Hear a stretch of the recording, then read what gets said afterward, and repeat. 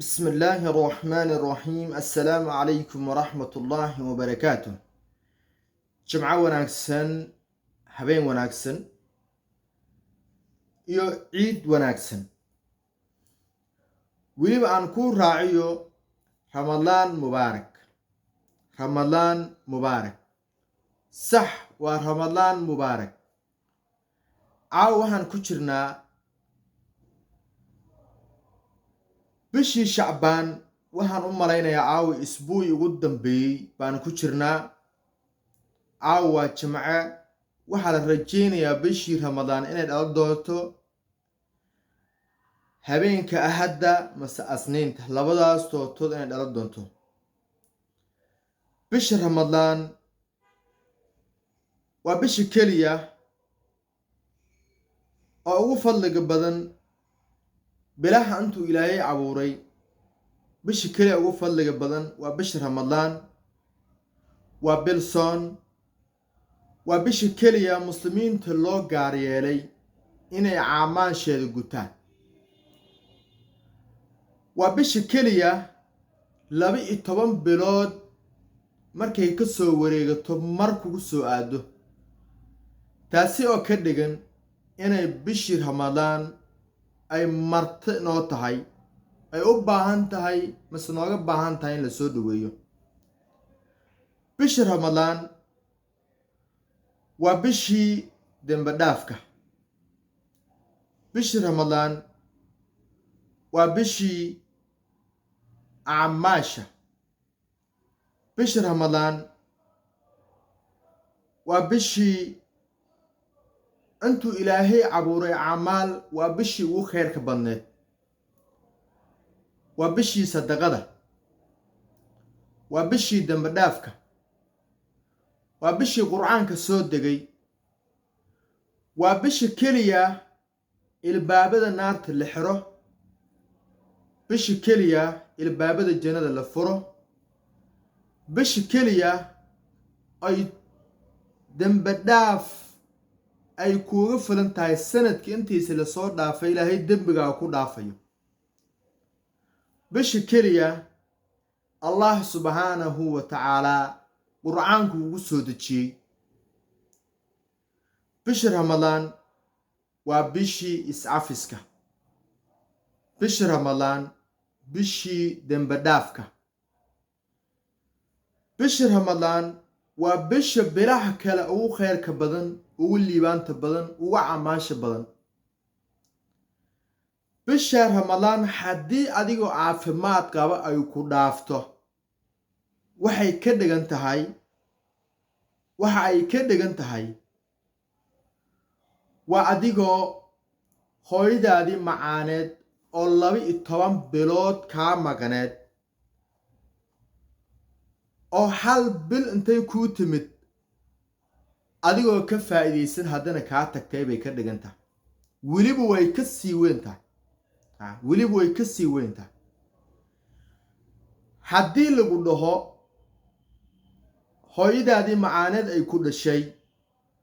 waynu ognahay hooyo meeshay noogu jirto waa la ogyahay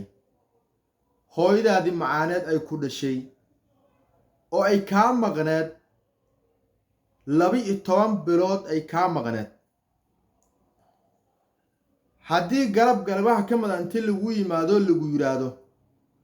hooyadaadii macaaneed 12 bilood kaa maqneed ayaa kuu imaanayso haddana 30 maalmood ka bacdi way kaa tegaysaa si fiican u maamuus mase hooyadaas si fiican u soo dhawey maxaad ku soo dhaweyn lahayd bisha ramadaan waa bisha keliya aan xasuusto oo aan ogahay mase ummadda muslimiinta dhammaantood ay og yihiin gaal iyo muslimba labaad ogyahay bisha keliya cid kastoo dunida joogto ilaahay ay xasuusato waa bisha keliya oo qof masooma ahaan jiray qof mutukudo ahaan jiray qof cibaadaba shaqaba ku lahayn waa bisha keliya qofkay soo xaadiriso bisha ramadaan waa bishii dembe dhaafka bisha ramadaan waa bishii iscafiska bishi ramadaan bishii sadaqada, bisha ramadaan bisha liibaanta, bisha ramadaan bisha bilaha kale ugu khayrka badan. bisha ramadaan dhexdeeda waxaa ku duugan khayraad aad u fara badan. haddii aan laga faa'iidaysanina mase qofkii aan ka faa'iidaysan, soomaalida waxay tiraahdaa ninkii sexday baa si isu dubi dhalay. walaalayaal, sanadkii lasoo dhaafay soonka bisha soon soo socota, sanadkiisii dambe lasoo dhaafay mase ramadaankii hadda lasoo dhaafay iyo bisha hadda aan gelayno oo ramadaan ay tahay, soo xasuuso imise qofo bishii hore kula soomay, kula afiray, taraawiih asla tukuteen oo asla sahuurateen oo asla shaqayseen, ay maanta dunida ka maqan yihiin oo ay geeriyoodeen. soo xasuuso imise qof isla shalay oo shalay ah kula joogay noolaa oo maanta dunida joogin. bisha ramadaan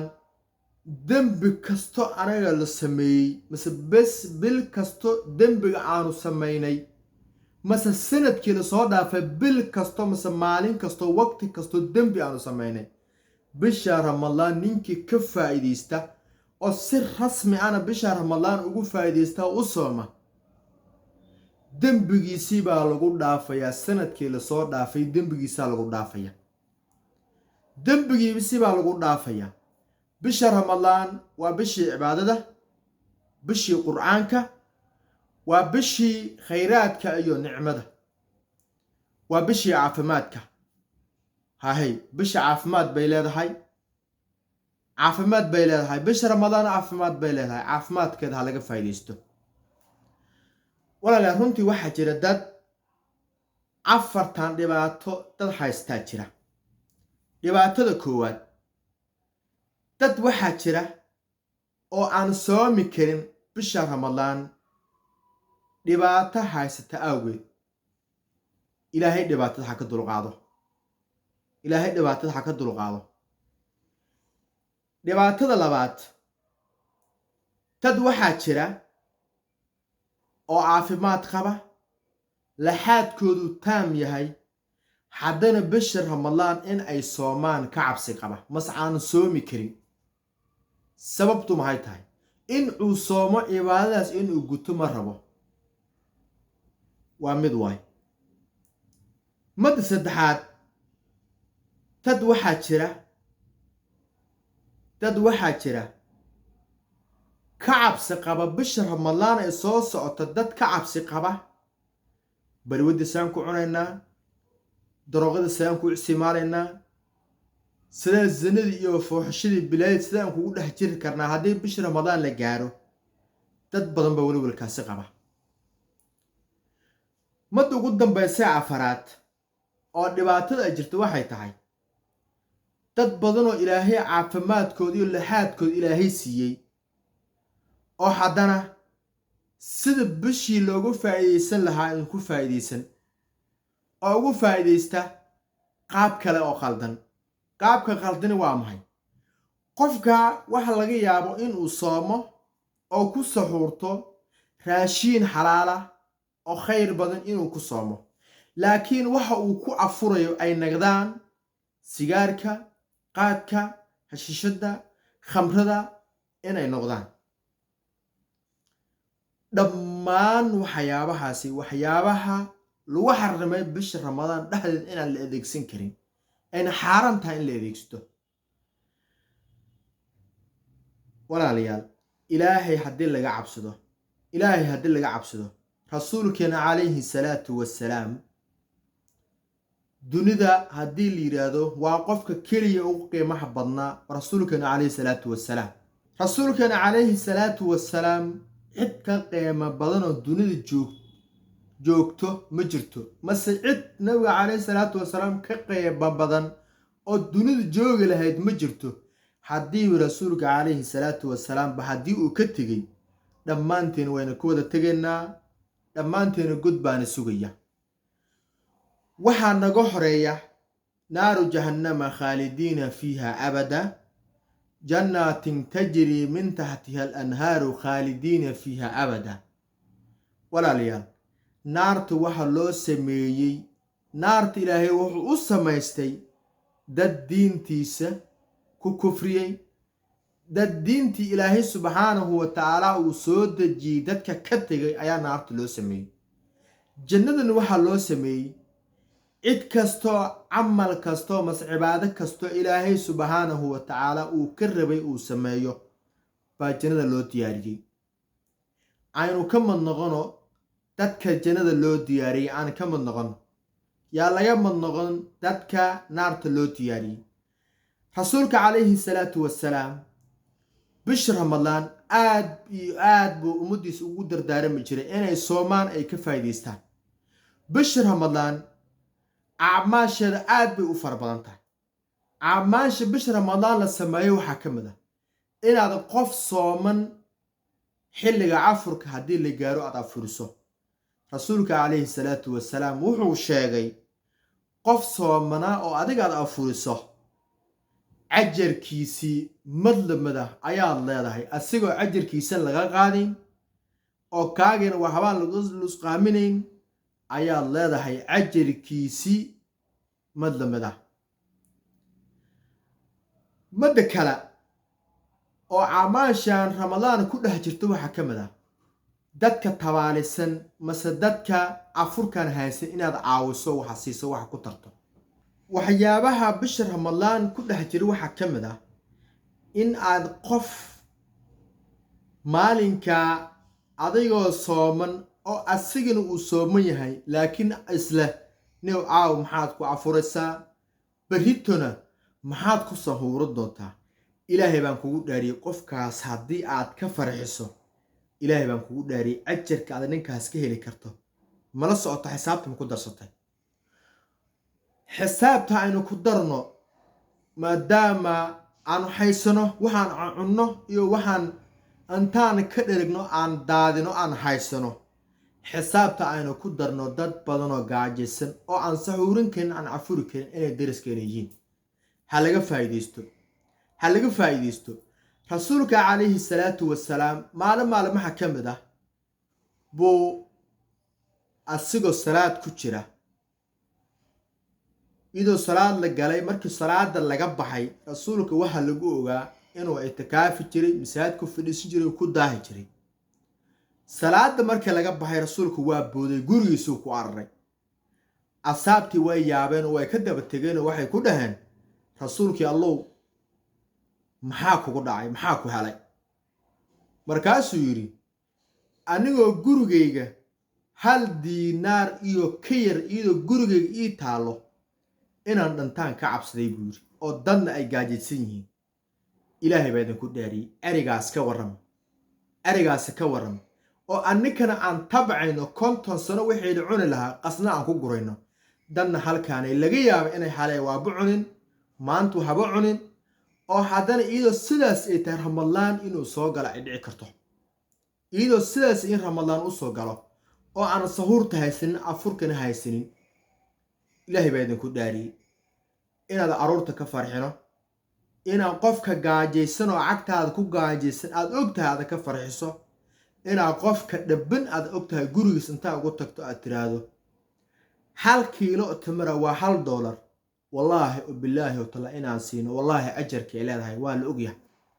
ilaahay hana ka cabsan dad badan oo waxa jira bisha ramadaan welwel ka qaba wallaahi dad badan baa naxsan war meeshii rasuulka calayhi salaatu wassalaam uu ka digayay dunida ahayd war dunida ha aruurinina tilkal ayaam nudaawuluha bayna annaas maalin waa maalin shalay waxa laga yaabaa inaad hantiile ahayd oo aad faraxsaneed maantana waxa laga yaabaa inaad waaba haysanin aad dhiban tahay oo aad waaba haysanin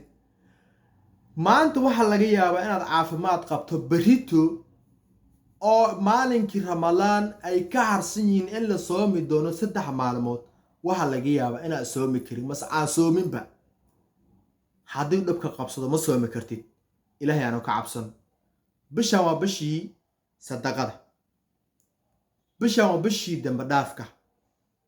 bishii ramadaan waa bishii aqoonta laga farxinayay bishan waa bishii ilbaabada naarta la xiraayay bishan waa bishii ilbaabada jannada la furaayay bishan waa bishii tawbakeenka qof kastoo dembi ka dhacay ilaahay aynu ka cabsano oo dembiga aan iska dhaqno aan u soo laabano bisha ramadaan ha laga faa'iideysto bisha ramadaan ha laga faa'iideysto rasuulka calayhi salaatu wasalaam cibaadooyinka ilaahay uu soo dhiibay cibaadada uu ku dadaali jiray bisha ramadaan baa ka mid ah bisha ramadaan baa ka mid ah bishan waa bishii qur'aanka inaan qur'aanka la akriyo